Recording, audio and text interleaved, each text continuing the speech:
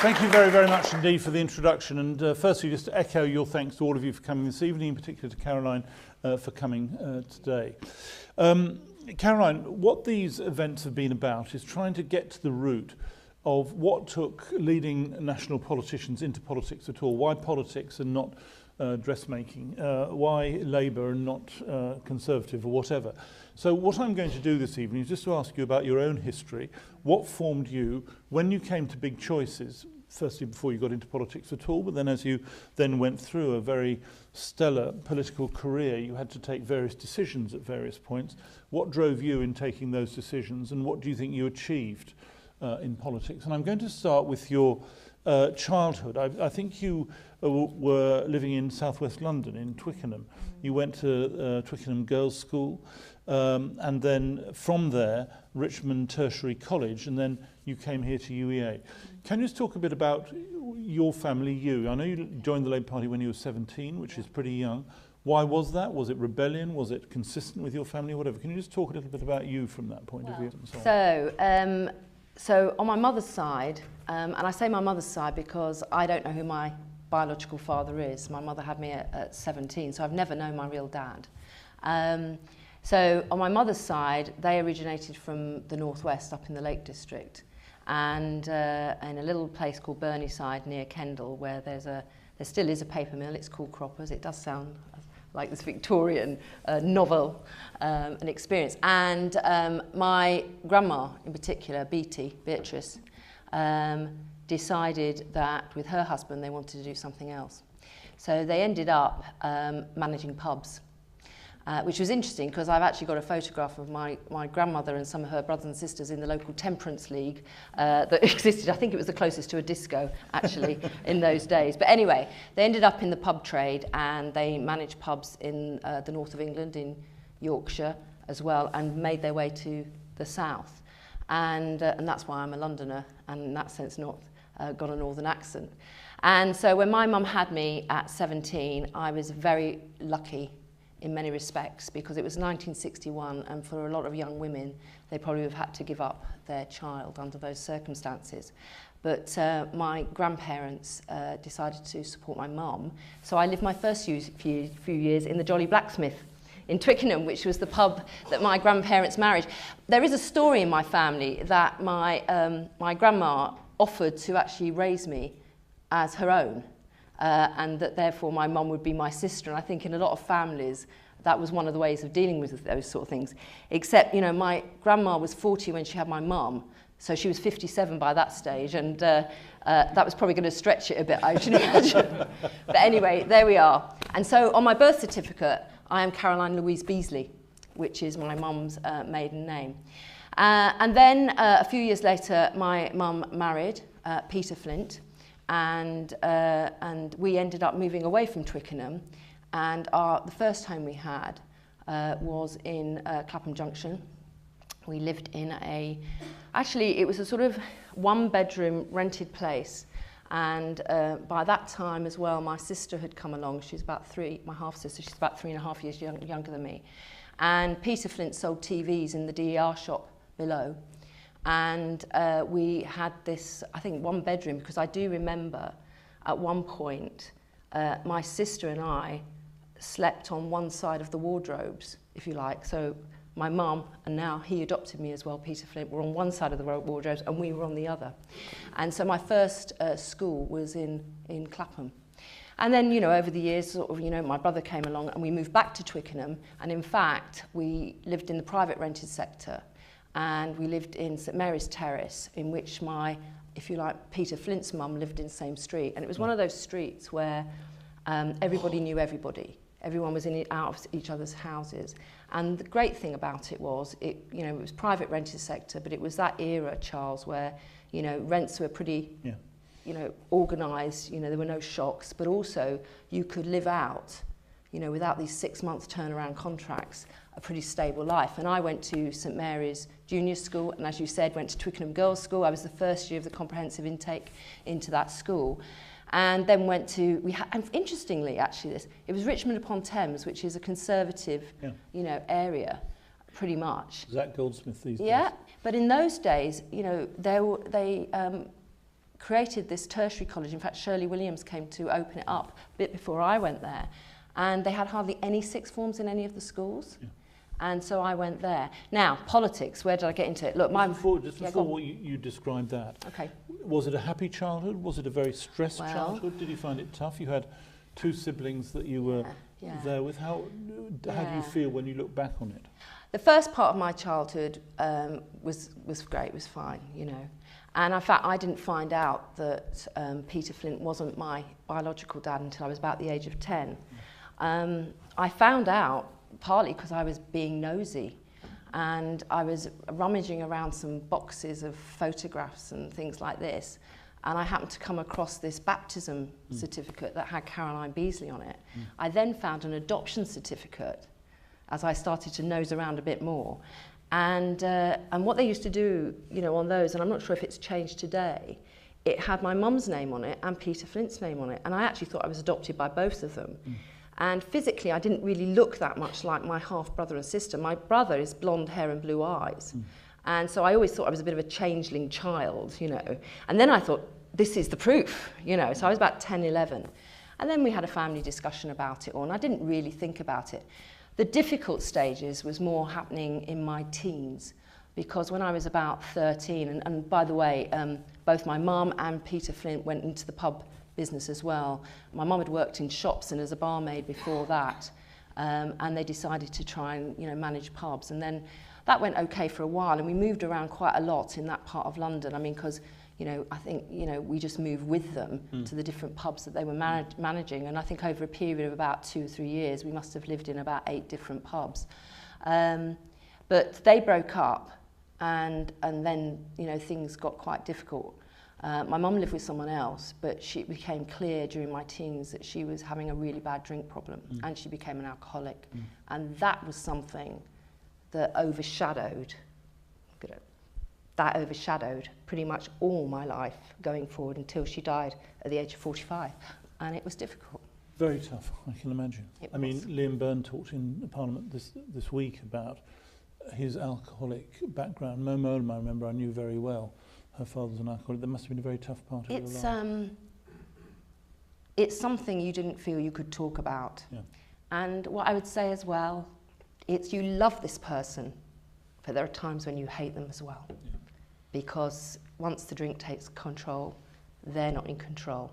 And that was difficult. And I think, in my teens as well, trying to understand why my mum wasn't being strong enough, what it was about her self-esteem, that she felt so bad about herself that she had to rely on drink.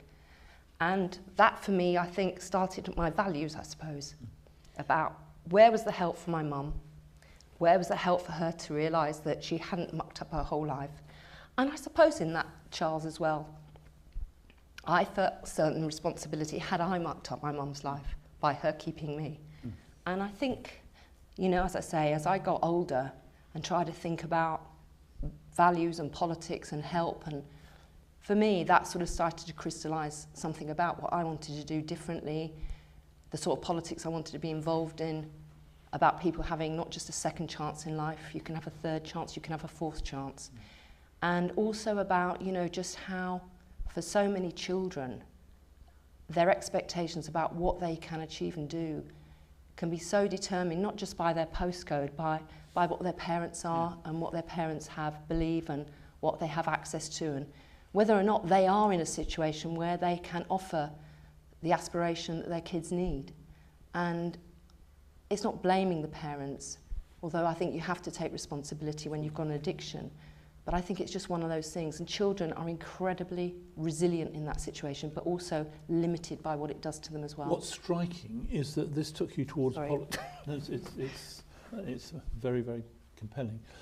What's striking is that this took you towards politics. Yeah. It could have taken you towards other types of activity, but it was politics, and then Labour politics. In a sense, looking at it from the outside, I can see why Labour politics was the value that you began to espouse, as to try and see this situation. But was it obvious? Were you always going to get involved in politics once you... My family wasn't at all political. I mean, we were working class, but it wasn't organised working class. Yeah. I don't think, you know, they never worked in a place which was unionised, for example.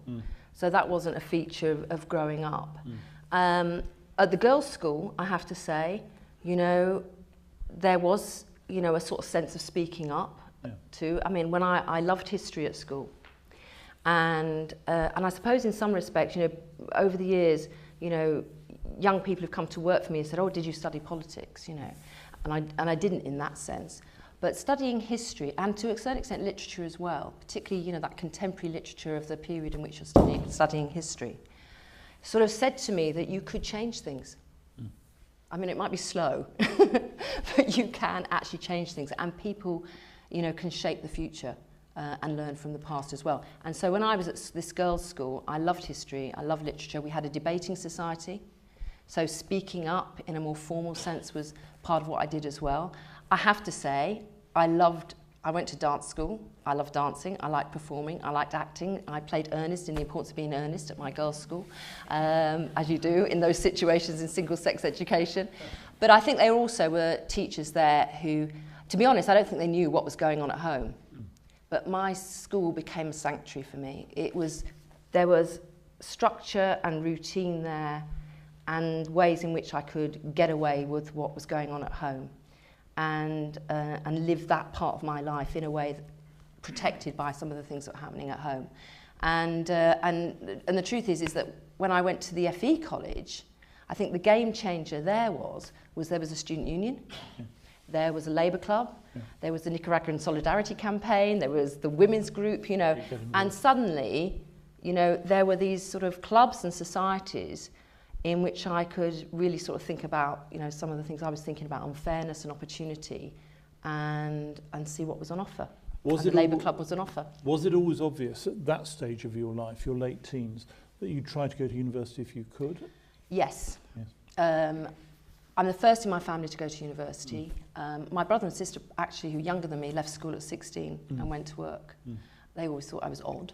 You know, I'd come back from university, from UEA, in my donkey jacket, and I'm very short-sighted without the contact lenses, my NHS glasses, and I can remember my sister was working in a sort of you know, travel shop, you know, selling holidays, and so she dressed up in a certain way to work in the travel shop, and I'd be coming back, you know, with the dungarees on and things like this, and she, say it's ridiculous sort of thing. There was a bit of acclimatizing to all of that. But no, I had this sort of thing, and I suppose there must have been some people along the way at school who I just thought if I could, I didn't really know, I didn't have reference points. To be honest, I suppose on one level, I ended up choosing the A-level subjects that I liked at O-level, and then as a degree as well. So I did American history and literature here, because that's what I knew.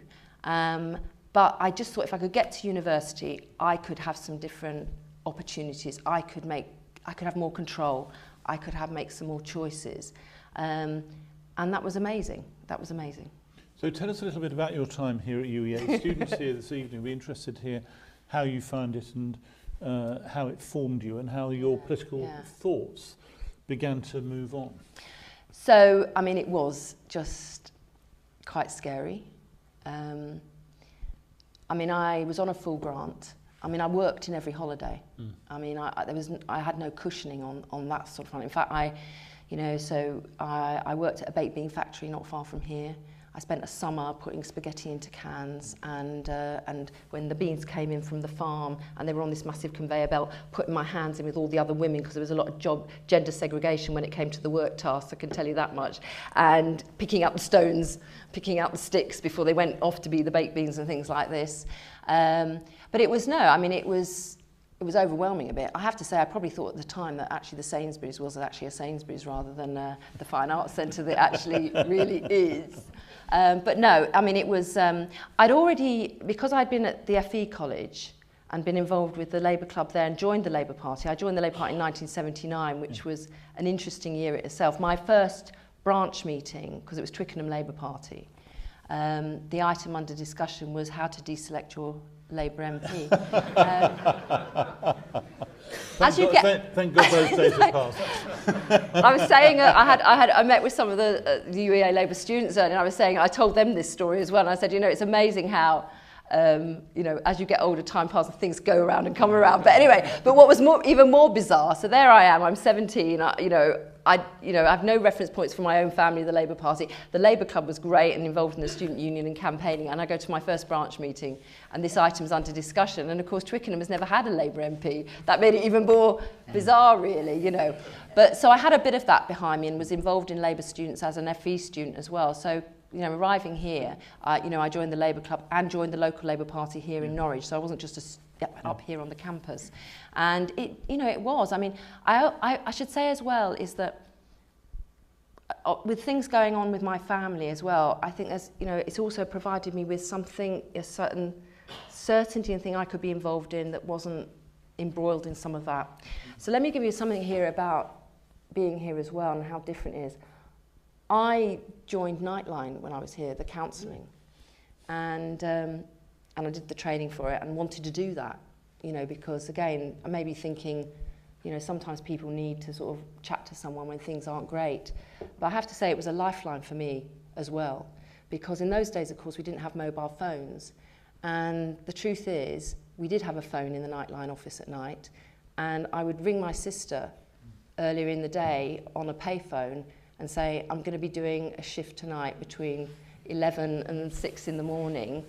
They had obviously a landline back at the flat. We were in a council flat by this stage in Hounslow. I said, ring me up, and it was one of the best ways, sorry Nightline, but you helped me as well. It was one of my best ways to just keep in touch with my sister about what was going on at home, and to try and be there for them as well. But I mean, it was amazing. I mean, our colleague Ian Gibson, for example, he was on I was a student rep on the Joint Trades Council, and he was on there as well as the dean he was at the time. It was a amazing sort of time to be at a university in that period, but also quite a difficult time as well. And of course, I was here during the 1983 general election. Yeah. And I remember Michael Foot coming to do a rally here in Norwich. It was amazing. Undoubtedly, he was brilliant. But I was then here on the night of the general election in 83 when we lost so badly here and around the country. And I think, again, all of that period honed my thoughts about, yes, of course we should, be passionate about our politics, our principles and everything else, but if we can't win elections, then, we don't have power. And you can talk to ourselves, but if we're not reaching out and listening to others, I'm afraid you lose contact. Now, during that period, you also got involved in the National Organisation of Labour Students. I did. Sorry. There's another defining point. I mean, obviously a defining point in your life was joining Labour, getting involved in Labour politics. But you became the Women's Officer of the National Organisation of Labour Students, and a recurrent theme in your life has been fighting for the position of women. Yeah. And you've made various remarks at later points in your life which drew attention to this too. Can you just talk about that motivation in your life? What led you, even at that relatively young age, to say you wanted to be a women's officer specifically? Has it been an important dimension? Does it reflect to your family history that you were talking about earlier on? Definitely. Can you just talk us through that a little bit? Well, as I say, interesting. I mean, the day I joined the Labour Club at FE College, I joined the women's group at the same time. And I suppose, Charles, part of it was that I always felt that just a sort of, if you like, a class analysis of politics wasn't enough. You had to look beyond that. And I'm very proud of that. I'm sure you are. I'm very proud of the Labour Party because, in so many ways, we have been at the forefront of fighting for equality, but it's not always been as great as you might think. And therefore, back in those days, in the sort of, throughout the 80s, I think again, I felt that part of what we had to fight for within Labour students and in the wider party is an appreciation that actually, discrimination and inequality doesn't always boil down to a class analysis of these things. There's something else going on, and that's whether you're dealing with racism or feminism or anything else for that matter. So it was important to me because the truth is that, we still have a situation where, we may have laws. It's one thing to have a law, but it doesn't always necessarily change the way people think about things. And when things like everyday sexism, I mean, I have 2 sons and a daughter. My daughter is 27. And in different ways, she's still facing sexism and discrimination and attitudes that still exist. So it was and it was always very important to me. I think some of us in women in Labour students scared the hell out of the men as well, I have to say. That was part of the job. I can tell you that was true. that was part of the task too. And I do have to say, you know, when it came up to certain things, you know, in terms of delegations, you know, we always saying, right, we want to have half the women on that delegation. So I did go to Nicaragua with the International Union of Socialist Youth, and I went to Russia on another thing as well. In fact, when I went to Russia, there were 4 of us that went. In fact, John Mann, who's an MP now as well, he was involved in Labour Student, he was there as well, but there was John Mann and there was 3 women. I think the Russians, well actually it was the Soviet Union at that time, that's how long ago it was, nearly fell off their seats at this, because we had this particular guide called Sasha, I think his name was. Firstly, he was about 40 odd, which we thought was a bit weird because we were like 20, but also he arrived with an Adidas bag which clinked. And that's because it was full of vodka. And I think his plan, his wicked communist plan, was to basically ply us with vodka for the whole of the trip. So we just go back and say we had a wonderful time, and wasn't quite sure how to deal with these 3 feminist women that were on the delegation. Not that we didn't like a glass of vodka, but there are limits to what you want to do. But I think it has been important to me, and it always has been. And because I think when it comes to equality, it isn't enough to have it on your letterhead as an organisation. You have to strive every day to make sure you put it into practice.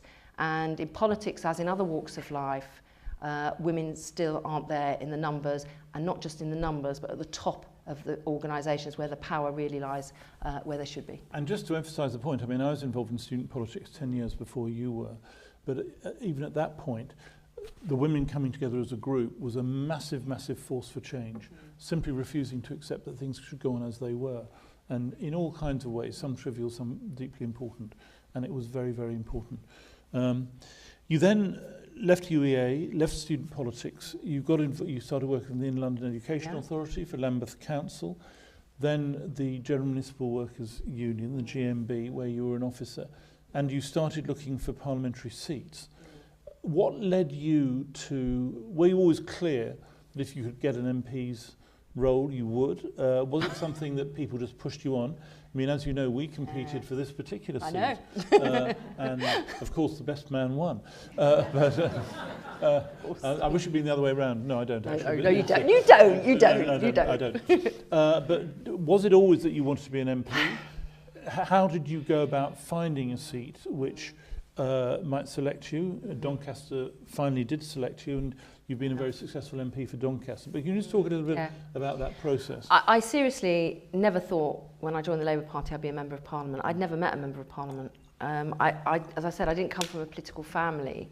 And I certainly, you know, I do sometimes get a little bit nervous about, you know, people who say, well, at the age of 5, I decided I was going to be the Prime Minister. And I was just sort of, you know, what sort of conversations are going on in that household? But look, that's the way things are. But I never thought I'd become an MP. I really, as I say, I was involved in Labour students and Women's Officer Labour students, and was, you know, in that sense, active at a national level. But I was always a grassroots activist. And so I was always proud that when I did become an MP, I could say to members, I will never ask you to do a job I haven't done myself.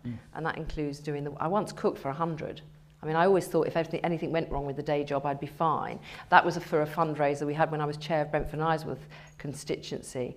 But I came from those grassroots. I think what changed, and also just in the middle of all this, you know, working for GLC and Ilion and what have you, I did get married. I had 2 children, but it all went very wrong. And so I found myself in my mid-20s with 2 children under the age of 2, on my own. I was on benefits for a while, and I had to try and get back into work. And that was pretty hard. I had some great friends around me who helped me. Mum wasn't that helpful for maybe some of the reasons I said earlier, but it was hard. And I suppose in that sense as well, Charles, it limited what I could do. I couldn't just go and work for an MP. I couldn't just go and do these things because I had these kids to look after. And so, yes, I worked in local government, which was great. And then I went to work for the GMB. I think as time went on, though, and particularly after the 92 general election, I'd seen a few MPs. And to be honest, I thought I could do a job as good as them. And I think my confidence improved enormously. But also, a few years down the line, I met my husband, Phil, and he was incredibly supportive as well. And so I started thinking between that period after 92 and the run up to 97 that yes, actually I think I really could, I've got something to offer. It's not the same route as everybody, but it's still as valuable and a contribution it could make. But it was also the confidence as well boosting in this as well, partly from my husband to be, but also from friends as well. I went for my own constituency, Brentford and Isleworth, and one thing you know is that there's people who love you and there's probably people that don't love you very much as well. And that was really hard, that was really harsh, and I didn't win that one. I was quite bruised by that. But the other really good thing that was happening around that time, and you'll know this because you know you were part of it as well, is you know the modernisation that Neil started doing with our party. And that's the interesting thing as well. You know, I'm often called the Blairite, but actually it was Neil Kinnock who was my, if you like, mentor about the party and rebuilding it. But one of the great things that we changed was one member, one vote. Yeah. And so suddenly, for many of us, it wasn't just going to be the general committee dominated by delegates who would decide who the candidate was. Every single member would have a vote. So I didn't win in Brentford and Isleworth, and I didn't win in here in Norwich either. I dipped my toe in the water up in Rochdale actually, but Lorna was the candidate there, and I knew she was perfect. Yeah, I knew she was perfect for that. And then I sort of, I decided though, that when I didn't win Brentford and Isleworth, which was actually a target seat in 97. In West London. Yeah, in West London.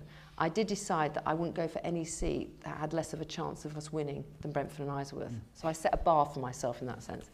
So then I ended up in South Yorkshire. And initially I went for a seat in Barnsley. Part of it was in Doncaster.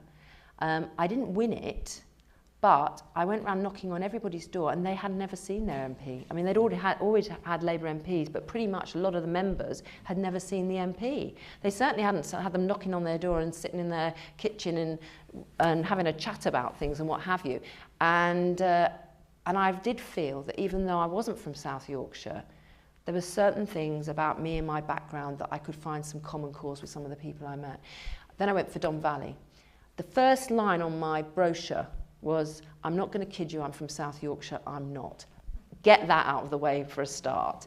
And then, as I say, I literally knocked on everybody's door, sat in their living rooms and what have you, and just got a huge amount of information from people about what they were concerned about, what was happening at the end of the road. So when it came to the actual nomination meetings, I'd be meeting people who I'd met in their living room or their kitchen, and I'd be suddenly saying, and Mary told me about this that was happening down the end of the street. And you could see some of the favoured sons thinking, how the hell does she know about that? And I won it. They, on the first ballot, over 50%, done. What I remember about that time is you need immense determination to keep going through that. You get the knockback in Brentford and Isleworth or another Rochdale or wherever it may be. What gave you the strength to keep going? Because it is a very, very personal thing. People are judging you. They're not judging the political situation or something. They're saying, well, actually, Caroline, we don't think you're up to it. And you've got to say, well, actually, I am, and I'm going to keep going. What made you do that? It is very up close and personal. I mean, in a weird sort of way, the selection process can sometimes be worse than the actual election, because obviously it's a little bit more distant. But these are people you have to, in your mind, I suppose, partly say, I may never see these people again. That's what's difficult when you go for your own constituency where you live as well, because you do have to live with them again afterwards.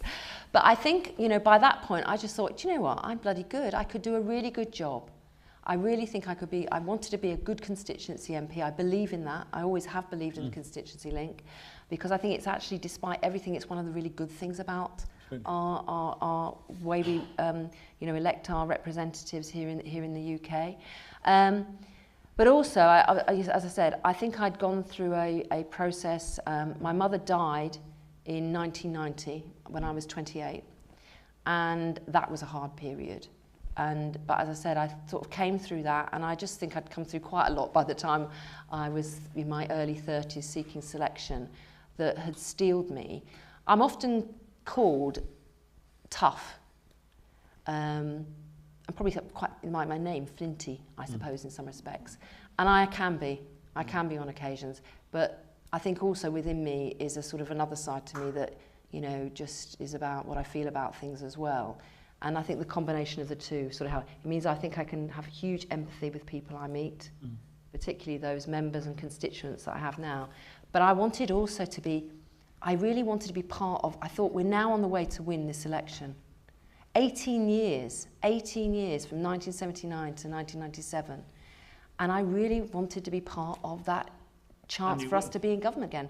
And I was. And how amazing to get selected as an MP and be a candidate and for your party to win. And that was an amazing feeling. And so there you were at 35, part of a massive movement. We were elected on the same day. And you then went through a series of different governmental offices and so on in various roles. We overlapped for a short period at the Home Office, in both ministers at the Home Office from late 2004 to the 2005 election. And I can certainly say what a fantastic comrade you were during that time as a team player. Did you enjoy ministerial office? Did you prefer, some people prefer being a parliamentarian or other aspects. Did you like being a minister? I really did enjoy it, but I mean, it was 6 years. I'd been a backbencher for 6 years before I became a minister. And you'll know, Charles, that there's a lot of vying, isn't there, for jobs and what have you, and for promotion. And I think probably, despite being in the party for a long time, when it came to that sort of politics, I was pretty naive. When Julia Gillard became, the Prime Minister of Australia, I actually wrote an article for New Statesman and said, how can this girl from Barry, she was born in the same year as me. Yeah. I said, how can this girl from Barry become, the Labour Prime Minister of Australia, and we haven't got a woman in the Labour Party up there? And I described the Parliamentary Labour Party, and I don't know if you agree with this or not, Charles, I described it as being quite feudal. Because basically, and as I say, I don't think I really appreciated that until I was in it, is, you have the king, which was Tony Blair, the leader, and then you have these barons. And these barons have their knights and their squires and their serfs. And you basically got to get a baron to look after you. And then they'll say, well, they could be a PPS and we'll take them in as a junior minister. Or I'll speak to my other friend who's the baron of this. And they'll get them into the whip's office and things like this. And Keith Hill, who was one of our colleagues, an MP in South London, who my husband and I have known for many years, and he said to my husband once, the problem is Caroline's not sucking up enough. She's just, which is odd considering, all us Blair Bays were all accused that we were sucking up too much, and that sort of thing. And I don't think I appreciated that as much as I should. And also later on, when you hear stories about people, demanding meetings with Tony Blair or Gordon and stamping their feet and having a tantrum to get a job, obviously I didn't do enough of that either. But I have to say, despite all that, I think my time on the backbenches helped me as a minister. I really do think it helped me as a minister, because when you are there at the dispatch box, having some empathy for those people who aren't ministers is really important, because they are your foot soldiers to support you in difficult times in the House of Commons. I think as a minister, look, when I went into the Home Office as my first ministerial job, and I covered all those, tackling organised crime, drugs, knives, guns, and all of that. Fascinating. But again, Paul Boateng said, you realise you're now, you're in the sort of salt mines of government sort of thing. That's what the Home Office said. But I really enjoyed it, because I think, you enjoyed it. And because I know that, because I think looking after people's safety, because that's an important part of where people are in communities, is a huge privilege to be part of that.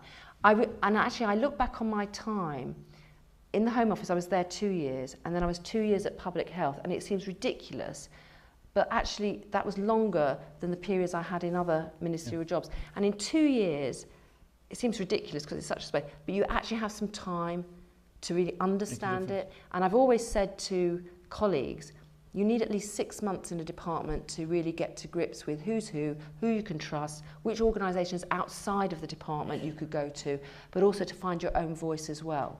But I love that period, and I like to feel that I'm the sort of, I used to say to civil servants in all the departments I worked in, I know this might be a stupid question, but, and I think it's really important that politicians ask what they think is the most obvious question, because I'm a person who likes to know not just the theory, but once this becomes law, how is it going to be put into practice, and how are all those organisations outside of Parliament we rely on, do they understand what they need to do to deliver? And if you don't get that wrong, with the best intentions of the world, laws can go all over the place. But it was great. And you stayed in office for a while. Gordon became Prime Minister. You were Minister for Europe, a very exciting job in many ways. And then you came to another big turning point in your life. You resigned from the government. Yeah. You used a famous phrase that you saw yourself as being in Gordon's government, female window dressing in the government. And you talked very negatively about your experience as a minister. Can you just talk a little bit about that aspect of things? Okay. Well, you know as well as I do, Charles, that we had the psychodrama that was the sort of Blair Brown show. So we could be here all night talking about that. But look, when Tony did stand down and Gordon became Prime Minister, I moved from health and I went into actually as Employment and Welfare Minister, and then I went to DCLG to cover the housing brief. And I very much enjoyed those posts, but I have to say it was literally, I was in DWP for about, I don't know, it was about 8 months, then I was moved to housing. When I went to the housing thing, and this is the crux of what I think, for me, personally, I didn't think was right. As the Minister of State for Housing, I was entitled to attend Cabinet, which was amazing, it was great, honour to do that. And Hazel was the Secretary of State for Communities and Local Government. Hazel Blears for Communities and Local Government as well. And that was all fine. There was obviously other things going on in the background at that time as well about what was happening politically with the Brown administration. And then I got moved from housing to Europe, which Minister of State for Europe is also a big job. But I was basically then told, well, we don't want you to come to Cabinet, even though it was a Cabinet role, but you can come when Europe's going to be discussed. And just bear in mind that I moved across just towards the tail end of 2008. We had European elections in 2009, and there wasn't a single Cabinet that I got to go to. And I felt that it was all a bit of just me. But on the lists, you were seen as a member of the Cabinet, and there were a number of women colleagues during that period under Gordon who were attending Cabinet, but they weren't really there as full Cabinet members. And it's a bit about the problem that we've had recently. I mean, in the Shadow Cabinet, Jeremy has now, I think at least half of members of the Shadow Cabinet are women. But obviously there was quite a lot of concern that the top jobs, if you like, and they are the top jobs, Home Office, Foreign Secretary, Chancellor, were not held by women. And I think at the time, you know, I felt that was happening here, that we looked good, but actually when it came to power, we weren't actually really at the top table. As you look back, do you feel it was the right decision? Do you regret it? How do you feel as you reflect looking backwards?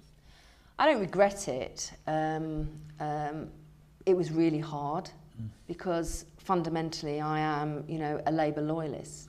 So to speak out in the way I did was, you know, hard for me to do. But I think also I felt I had to speak up about something I felt strongly about, but also because, you know, I think I did work really hard as a minister. I don't think I was one of those people, you know, demanding attention and what have you. But also, there were other things going on as well which made me feel not valued too.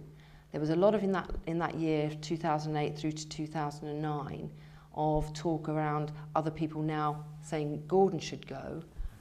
I never did that, but I felt that for some reason I wasn't associated as a friend of Gordon's. And sometimes, as I say, within that atmosphere in politics, it's like you're either for us or against us. And I think I suffered from some of that. Briefings to the press. I have never briefed against a colleague to the press. If I'm going to say something, I'll say it. But I was having briefings against me, and it was a pretty unhappy atmosphere. And quite a difficult time in politics as well, because we had the expenses stuff going on. I think for a lot of colleagues, the whole environment was pretty awful. So, no, look, I felt that if I couldn't command the confidence, you know, of the Prime Minister, the Labour Prime Minister, then, you know, I'd go back to doing what I enjoyed, which being constituency MP. And I've always thought, what goes up can come down. And for me, that was time to take some time out. Labour then lost the 2010 general election, and you then went again into the forefront of politics. You ran for the Shadow Cabinet. you were appointed to the Shadow Cabinet, firstly doing community and local government, and then what I think people will think of you a lot as the energy and climate change spokesperson. The challenges of opposition are much more difficult. In a way, it's posturing in some ways. But I think I can say you had a reputation as somebody who was trying to form what the appropriate Labour strategy might be for dealing with these issues in government and taking on tough decisions and so on. Can you just talk about that period of leadership in opposition, which you were very directly involved in? Yeah, I mean, opposition, you know, part of it is, you know, obviously you're scrutinising the government, and then the other thing is coming up with new ideas which they may pinch, which is, you know, and I have to say, particularly during, you know, the 4 years I was covering energy and climate change, I think there were a lot of policies that I was quite surprised the government didn't pinch. I know they weren't going to go for the price freeze, but I think there clearly was a problem within the markets how energy was working, and that consumers were being ripped off in one way or another. And you know, it seemed to me that, you know, if you believe in competition and the benefits of competition, that should mean that consumers get a better deal, and they clearly were not getting a better deal in this dominance by the big six. But also in other areas, you know, in terms of energy generation, tackling climate change, you know, I think we were a very strong and informed voice within the politics of that, given that we had the coalition with the Conservatives having a somewhat different view to their Liberal Democrat partners as well. I think the other thing for me was that, which was maybe a bit different from Ed Miliband, who'd obviously held the post in government, is that I wanted to find a way, and I suppose this has been, you know, a sort of an essence of my politics on every brief that I've worked on. I want to find a way that we could connect with a wider group of people than the usual suspects. Of course, I had to work with all the NGOs and the green groups, and you know, obviously the energy sector, and it's a fascinating area, I have to say. But I also wanted to think about, well, how could we have a Labour message to the public as well? And that's why, you know, the consumer side of what I did was important. It's also why I wanted to talk about how actually a low carbon economy could provide some of the answers to the jobs of the future and the skills of the future. And you know, I think I did a speech was about it's not just about the bears, you know, it's about the bills. And I did other speeches which is about the jobs and what have you, because to find a better way that this particular area wasn't going to be marginalised amongst the people who are already convinced by the need to tackle climate change. The problem was, too often, and you know this, when you ask the public what are important to you, they're going to talk about the economy, they're going to talk about jobs. And I wanted to make sure there was a very much an economic framing of that area as well. And I'm very proud of all of that work. It's a very personal judgment on my account, but I think you very much succeeded. I think it was one of the areas where Labour in opposition did look as though it had a coherent set of things to say, which could have been put into effect in I think government. I had a very good team as well, and that's the other thing about opposition, is I used to sort of describe us as a small startup. So I had, you know, in terms of my resourcing, I got paid out the short money for one political advisor.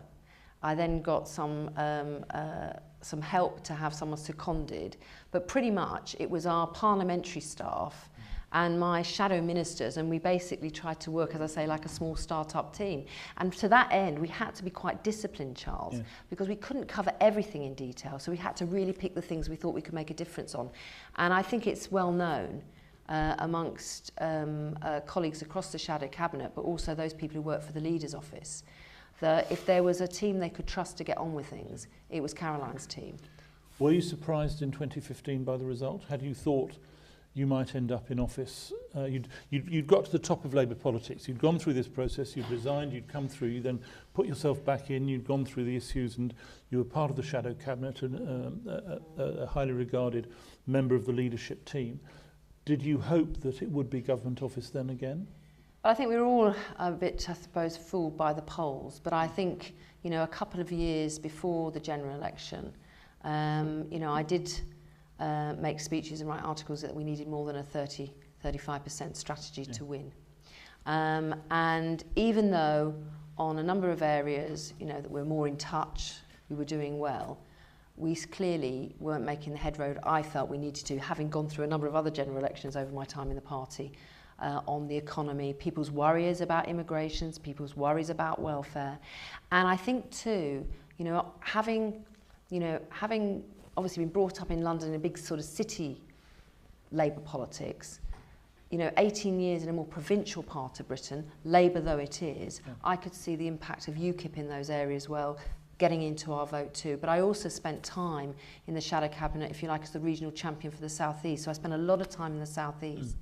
And we needed to win more of those seats. I mean, we were down to 4, and it wasn't looking good in those areas either. I think other things happened as well. The referendum in Scotland undoubtedly had a massive impact on us. But also, I think the Tories were very clever in their campaigning. I think Linton Crosby was worth his money. They paid him. I'm not sure the people we paid were worth as much money. True. So you then had to decide what to do. Labour had been beaten. There was a leadership election. Ed Miliband decided to stand down almost immediately. Harriet Harman decided to stand down at the same time. And you decided you'd give it a go to be deputy leader. That's another enormous change in your life. Yes. You didn't go for leader, you went for deputy leader. You did pretty well in the election. You came third. I don't know if you did as well as you hoped to, but what drove you to say, I can be the deputy leader of the party at this time? I've got it there to be able to do it. I think a combination of a number of things. I think partly because I think I'd proved myself as a leader in terms of being in the shadow cabinet, that I could take on, complex responsibilities. I think too, I also felt that it was about time we had some people at the top of our party who, reflected more, a different type of politician and the public. And I think, I don't blame anyone, but we'd got into a situation where so many of the candidates are put forward, they've all gone to either Oxford or Cambridge, or they've all been, special advisors or worked for MPs, and they become MPs quite early on in their sort of working lives. And I felt that as a party, that clearly had been something, not just for the Labour Party, but I think for politics generally, a disenchantment had started to occur in the public's mind about who we were, who do we represent. I don't think that's always fair from the public because they only know a bit of everybody. But certainly an impression left that we were out of touch, we were part of a political elite of our own, that was just sort of, just whatever party you were all part of that same circus. And therefore I thought I could personally bring something of my own backstory that would be good for the party, for people in the party thinking they could become MPs, but also reach out beyond our party as well. And I had people around me who said, you should go for it too. Did you feel you did better or worse than you thought? Do you think you could have done differently and done better? Well, I mean, it would be nice to have more money. I mean, I have to say, when I've talked to members about, what's involved on the money side, I think members have been quite shocked. I mean, to start with, we had to find £5,000 just to pay the Labour Party for the membership list to have access to, which we then have to give back at the end of the process. And everything has to, be funded, by yourselves and your team, and that's quite hard. I think probably, I'll think about how I say this. I think because of the nature of these elections, Charles, and because everything's involved, particularly on the money side and the organisation, it's no surprise that some people are thinking about this long before there's a vacancy. Yeah. And to that end... Making preparations. Yeah. And to that end... And you hadn't? To that end, I don't think I was as prepared as probably others may be. And maybe that's just something about politics. And again, it's these learning these things. But in terms of the campaign, I'm very proud of the campaign. I think, for a lot of people, sharing more of my story about where I come from and what I'm about was an eye-opener. They only saw Caroline Flint through the lens of what the media present about you. And therefore, for a lot of members who took part, particularly at the hustings, I was very proud of the hustings, Charles, because the party organised these hustings around the country. And, honestly, I think I absolutely rocked them. And I think I won them. If I could just have had the hustings for everywhere, It would have been a hell of a lot cheaper, but it would have been, you know, it would have been great. And I think in that sense, I mean, you know, sometimes at the hustings, I had people coming up to me crying, you know, and telling me a bit of your story was my story. And, you know, it was really humbling and to be able for them to come and share their experience with me as well. So I'm very proud of that. I'm also very proud of something else. I'm not the sort of politician who, depending who's in front of me, will slightly adjust my story to my politics to suit that. I'm very proud of my politics. I'm a conviction politician. I hope I'm an authentic person. And even though sometimes it will mean that I'm not going to necessarily win everyone on my side, I like people to feel that they'll go away saying, do you know what, I didn't agree with her on that, but she was herself and she spoke truth. And I think I brought that to the campaign as well. And it's probably for others to say, but I think my respect rose, if you like, out of this. The other thing is, I have to say, if I had a tenner for everyone to say, why didn't you go for leader? They always tell you afterwards that, you know. There wasn't a list of people in the run-up to all this saying she's a rising star and this sort of thing. Yeah, I should have maybe got a tenner off each of them, and that we could have had a nice holiday at the end of the process. And my final question, and just to say, I'll then throw it open to the audience. I'm sorry I've gone on longer than I should have done. Sorry, I think you've got such a gripping story, actually.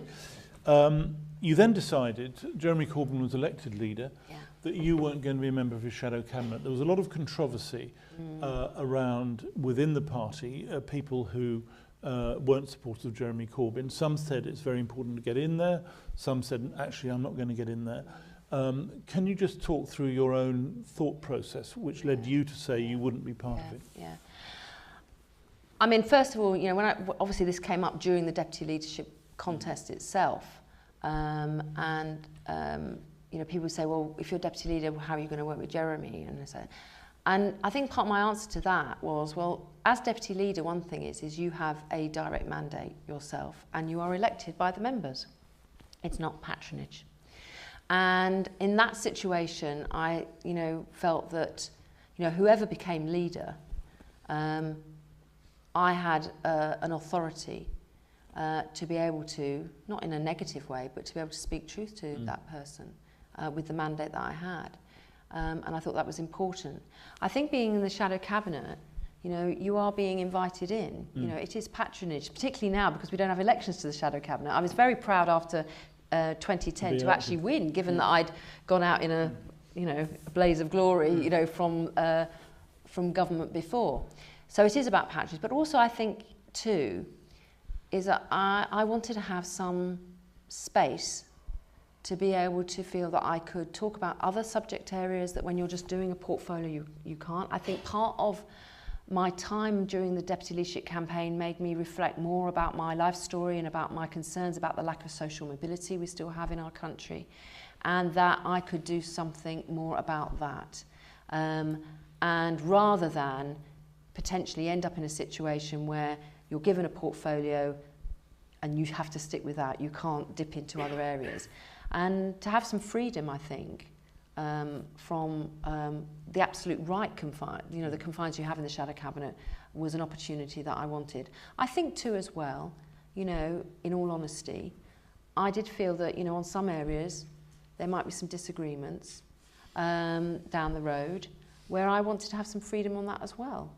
And be able to, you know, not in a negative way, but in an honest way, try and speak up for the fact that since the general election in 2015, this year, we've been constantly talking to ourselves. And we still are. We're not actually really getting out there and asking the public, why didn't you support us in the general election? What is it that we need to know about why, given that Cameron wasn't a popular Prime Minister, that all things being equal, we were in with a shout. Why did it go wrong? And I felt I could be, if you like, a standard bearer for speaking out of our party and not losing sight of that better on the backbenches than in shadow cabinet. Which you've been doing. Which I've been doing. It's an extraordinary life you've described, Caroline, really extraordinary, tremendous achievement. Questions to Caroline. As always, we've got people, I think we've got people with mics, yes. Can you just first I've got a guy down here, guy over there. Do you want to take the guy just there with the red jumper? Yeah, that one just there, yeah. please. Fine. Hello. When I was looking you up beforehand... Can you just give your name, Yep, please? Tony Allen, sixth form student. When I was looking you up beforehand, I found an article in The Guardian from March that highlighted that women are still less likely to vote than men. Now, we had Harriet Harman here a while back. I just wanted to know what you thought about her actions and also what you would do to encourage more women to vote. Would you support all-female lists, for example, for seats? Thank you. Thank you. The gentleman just here, and then I'll take a third before going to Caroline. I'll take the lady there. But so, gentleman just here, please, and then the lady just there. Thank you. Following the... Sorry, can you just give your name again, please? Sorry, Christopher Dunlap, I work here at UEA. Yeah. With the leadership election campaign for Labour, you had a huge number of people, doubling or trebling the membership, something like that. A huge number of young people, obviously a real explosion of interest. Clearly there isn't the same support for Jeremy Corbyn within the parliamentary party, but what do you personally draw from that huge increase in interest, huge increase in young people wanting to get involved in a party? What and obviously wanting a change from what had gone before. What change do you think should happen now, please? Thank you. And the lady there. Hi, Kay Warwick. I'm a local Labour Party member, and actually came here to Norwich to come to the university just a few years before you. But I was at school a decade or so before you, and I was very interested to hear how influential it seemed to be that your going to an all-girls school was in your development. And I also went to an all-girls school, and I think it's very important. And I just wonder what your views are about education, for segregated education. Okay, thank you. That's three questions. So Tony, well, I think Harriet has been, an amazing inspiration to so many women, not just those involved in politics, but I think outside of politics as well. I mean, when she first got elected, that there were so few women, and he was this, young woman. I think she was pregnant when she was out on the campaign trail when she got elected in the first place, and of course in 1997 we managed to have 101 Labour women MPs, and we used women-only shortlists in half, I think it was, of our key seats, target seats, to try and make sure that we achieved that. Now, I happened to get selected in an open selection, but I absolutely believe that women-only shortlists were vital to us increasing the number of women. Now, I've sometimes said, we'll have true equality when women can be as mediocre as some of the men. Because do you name names when you do that? Might save that for the memoirs. But because when we've ever had these discussions in the party and over many years, we want to have more training, more development, and what have you. But in different ways, it wasn't always fair in the way in which selections happened. I mean, as I said, before one member, one vote, it was a delegates committee, and that was quite hard. And that we used to have a situation where, at nomination meetings, not everybody got the same questions. So undoubtedly, often if it was a woman, it would be, well, what if you have kids? I know it sounds a bit crass that, but I mean, those things happen. Now you can't do anything about what people are thinking in their heads, but you can do something about trying to make sure these things are fair. And women look, I haven't heard anything from any other political party about what we do to get the uplift we need to have more women as MPs. And it's not just MPs, it's councillors as well. And for me, it's a means to the end. And I have seen no evidence to suggest that those women MPs that came through that route were less able and less qualified. Often they feel they have to prove more, and they work even harder to achieve. But the truth is, you can't have more women and have the same number of men. That's just the way it is. People who came into the party. The people who came into the party and supported Jeremy. Look, I think it's great that more people join the party. What's quite interesting for me when I've looked at my own figures in my own constituency is actually seeing some of those people who joined straight after the general election. And that wasn't really anything to do necessarily with the leadership thing. There might have been, because Ed went quickly. And to be honest, I think Ed went too quickly. I think it left a vacuum in what we were doing and put huge responsibility on Harriet's shoulders in those circumstances. And she'd been there before, don't forget. And then there are people who joined under the £3 rate as well. I personally think that running the open-ended way right up to 2 days before the ballot, I'm not sure that's particularly fair. I do wonder, and I'll probably have loads of people come on social media saying that is terrible, but I do wonder whether actually the cut-off point should have happened before the final shortlist occurred, and I'm sure there are lots of people who disagree with me. But we are where we are, and undoubtedly, you know, thousands, many thousands more took part than would have done otherwise. There is a question, though, about whether people are just joining to vote for someone and whether they're going to be active in their constituency party. And I think the jury's out on that, to be honest. But also, you know, I think we have to also remind ourselves about young people. I think when I looked at some figures, something like 12% of Jeremy's support was under 35. So I know there's an image, which is good and it's right, but actually it was a lot older than that. Now, here's the other thing I would say too. We absolutely lost it in 2015 when it came to older voters. Labour has always, and I don't want to be complacent about it, but Labour has always done better amongst younger voters. But actually under older voters, we are tanking. The Tories across the country are winning amongst the over 65s, but they're winning amongst the over 50s as well. And in 2020, over half the people who vote will be over the age of 50 or 55.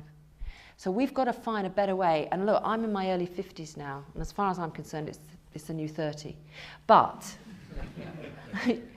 we are living longer, and therefore, of course, it's important to involve young people. And I got involved, you know.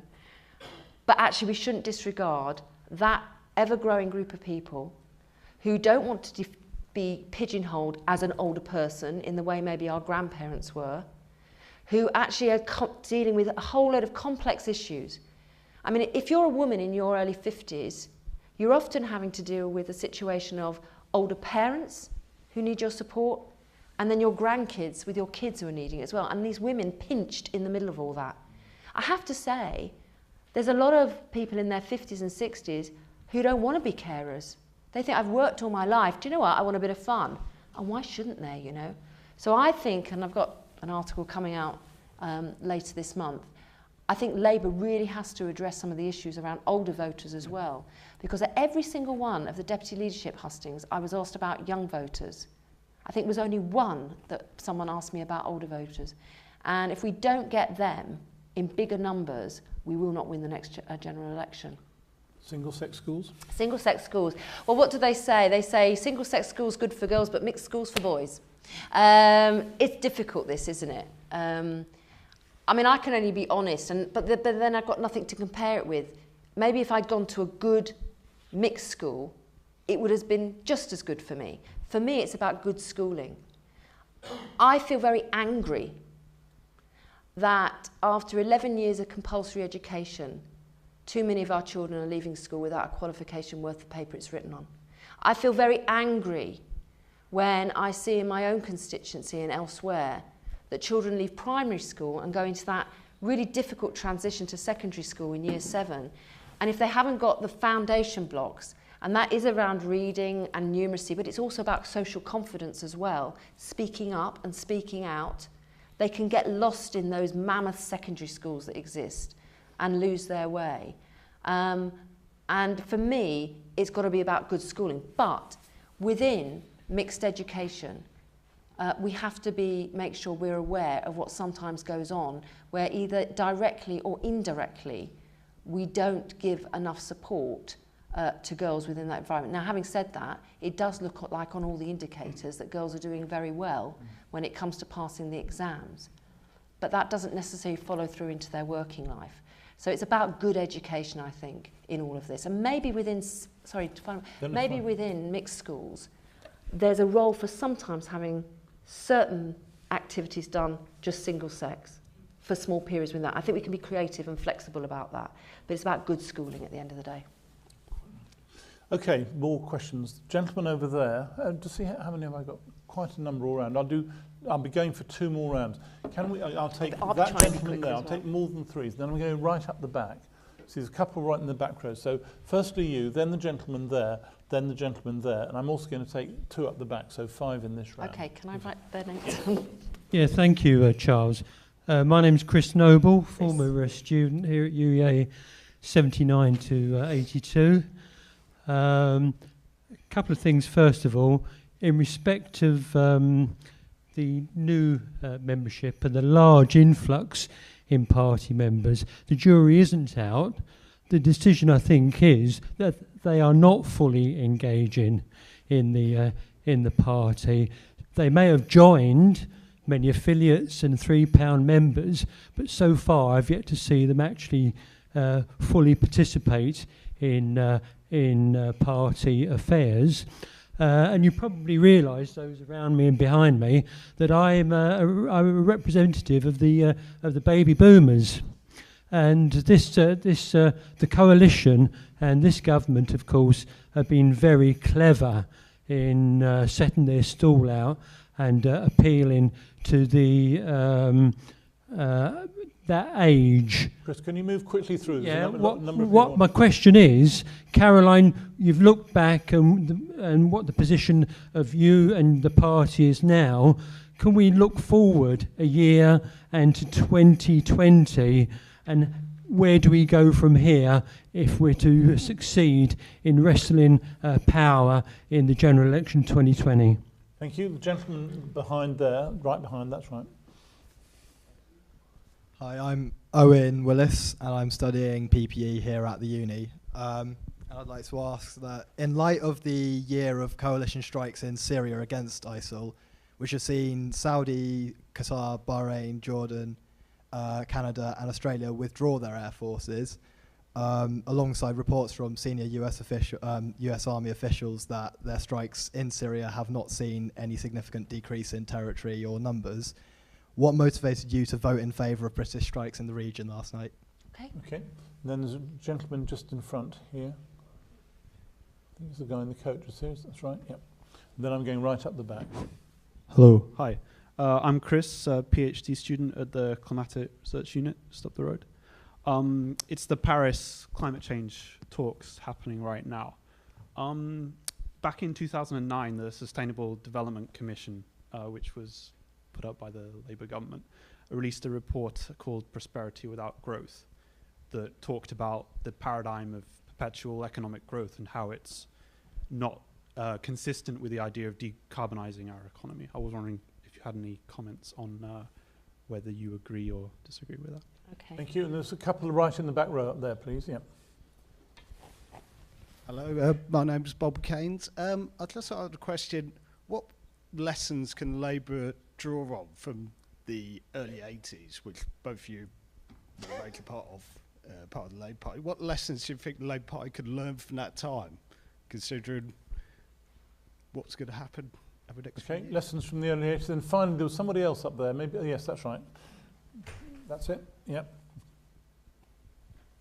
Hi, I'm Sophia Mins. I'm a student, same school as Tony. What was your name, sorry? Sophia Mins. Sophia. I was just wondering if you have any advice or tips for young people pursuing a career in politics. Okay. 5 good questions for you Gosh, there. right, okay. Caroline. So, look, well, first of all, I think, for 2020, I mean, I really do think we need to reflect on why we lost this year. I mean, I really do. Because if we don't engage with that, then I think, it's going to be really difficult. And in some ways, I know everyone's always looking for a new idea, and and politics does change. Undoubtedly, it does, and for good reasons it should. But I suppose for me, it always just comes down to some basics.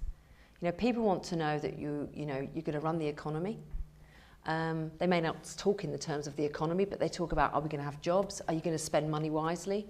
We want to be reassured about that.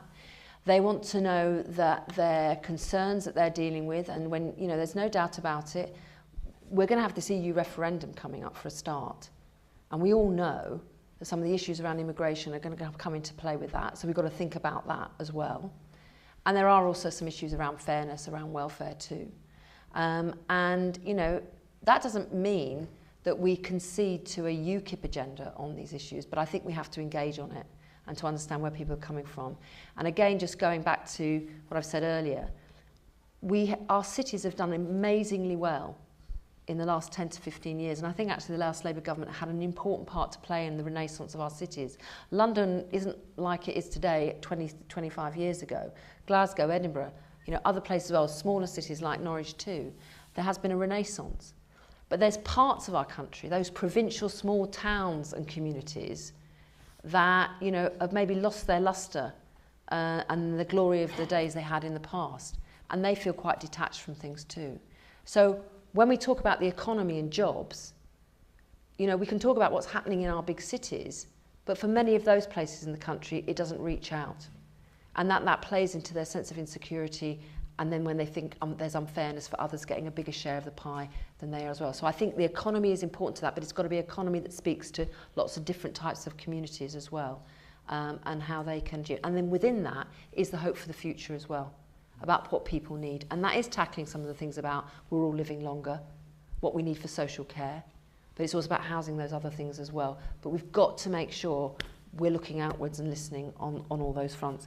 On the issue around last night and why I voted the way I did, well, I mean, I think there's other evidence to show that there has been some success with the airstrikes in Iraq.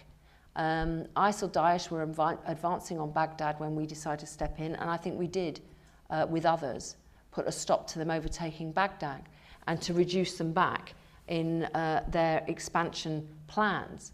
Now, for me, one of the biggest arguments about why we should extend our ability to be involved in airstrikes in Syria is that we've got a theatre here. Look, there's another thing going on, of course, in terms of what's happening in terms of the civil war in Syria. But if I just confine myself to ISIL Daesh for a moment, we've got a theatre in which they do not recognise a border. And the operations of this terrorist organisation in Iraq and Syria are there to try and work with each other. Now, we are already in Syria providing intelligence to other air forces to carry out strikes. We are involved in refuelling and logistics and reconnaissance as well. So what we've got in the moment is, and someone described it to me, we've got RAF planes up in the air on that line of the border in Iraq, ready to take command of what we need to do. And when they talk about target bombing, they're talking about the oil fields, they're talking about when there are people on the move who they need to basically take out. They're planning terrorist plots against us and other places around the world, as well as killing people within the areas they dominate.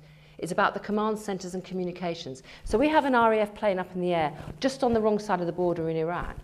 They're working in a coalition with partners. And the intelligence comes through that actually there is some movement, there's a convoy happening with oil supplies. Who's nearest to doing something about that?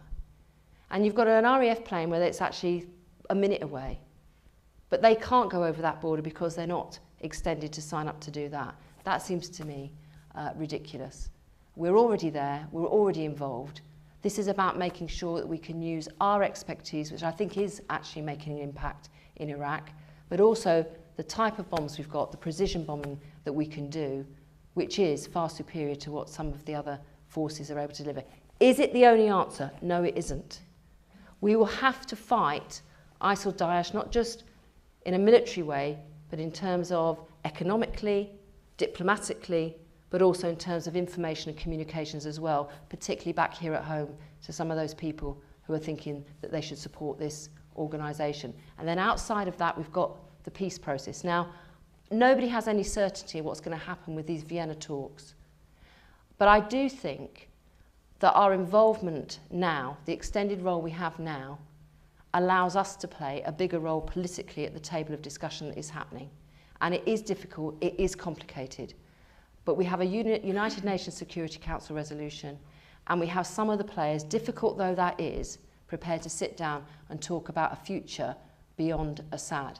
And ultimately, can we degrade ISIL in such a way that if there is a chance of a transitional government, and with some of the elements who at the moment who are involved in a civil war coming together, that actually they are not impeded by an ever-growing, ever-stronger Islamist fascist organisation, which is what ISIL is. So, Can I just ask you fairly quickly through the last three, because it's my fault I've let the thing run on longer than I... So on Paris, I think actually bringing together the development goals with fighting climate change are really important. And in the last few years, my work in this area is to look at how actually, through offering support for a low carbon future, particularly for those countries who they want something that we've got. They want development, but if we can help them to do that in a low carbon way, it can be one of the ways to tackle some of the poverty issues as well they face.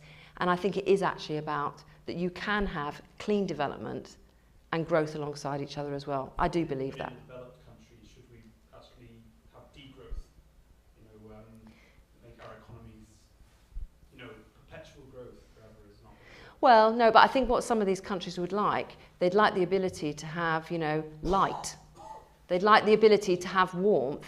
And one of the things that the new technologies through clean energy can provide is to leapfrog where we are to some of those technologies that can help for people's schools to run, for hospitals to run, but also to create jobs and opportunities as well. It's not about, I can't sort of say how much growth that would be, but I do think part of the thing is how do you create sustainable economies in these countries as well. And actually part of the answer to that is good governance and tackling corruption too. And I think that's important for that. And then quickly, lessons from the 80s. Well, I did see a poster tonight in the Student Union.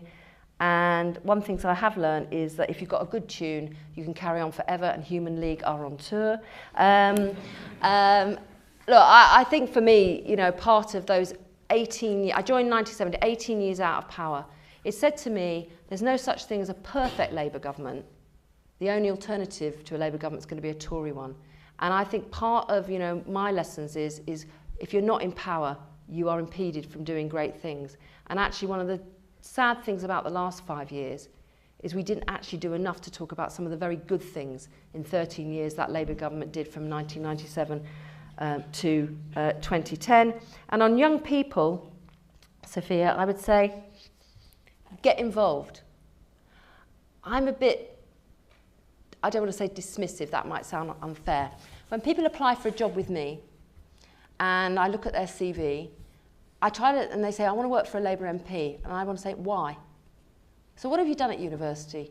What campaigns have you been involved in? And they might say, oh, they study politics. But theory is one thing. It's getting stuck in is completely different. So I'm really interested in the campaigns, and it doesn't have to be a party political campaign, but the sort of things that actually people like to get involved in. And I think that's really important. For me, being a Member of Parliament, I feel I've taken great strength from having a life that is outside of politics, but also being that grassroots activist. And I was chair of a childcare organisation, for example, for a number of years. All those things have meant for me, my politics is not just about the theory, it's about putting what you believe into practice. So my advice is, get involved, because when you want to maybe stand for office as a councillor or to become an MP, you will find that incredibly important to express yourselves to those people whose trust you're trying to gain about the type of person you are, where you've come from, and what you can offer to them for the future. That is a fantastic way for finishing this evening. I do apologise to those who've wanted to get questions in and can't because of time. We've run significantly over where we are. Caroline, you've been very clear, very direct, very open. You can tell from the way people are responding, they've appreciated the way you've gone about this. So can I, on behalf of everybody, just thank you so much for coming this evening.